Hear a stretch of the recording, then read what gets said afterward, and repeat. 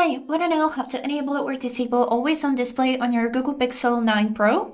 So firstly, let me show you what is the always on display. If we will leave our phone untouched on the lock screen, it will automatically go to this always on display, which is showing the time, date, weather, and sound notifications, and also battery percentage here.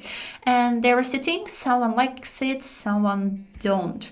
And now to disable or enable this feature, we would need to firstly unlock our phone and then find settings on our phone, which are usually located in the app drawer. Then as a next step here, we would need to find a tab name of which is display and touch. Here is it how it looks, display and touch. Then scroll down and go to this tab which is named lock screen and scroll down again. Here you'll be able to find this option which is named always show time and info, which is the always on display. So to disable it, we would need to click on it and it will become gray. To enable it, we would need to click on it once more, and when this white dot is on the right edge, it's enabled, but always remember that this is increased battery usage. I hope this video was helpful and thank you for watching.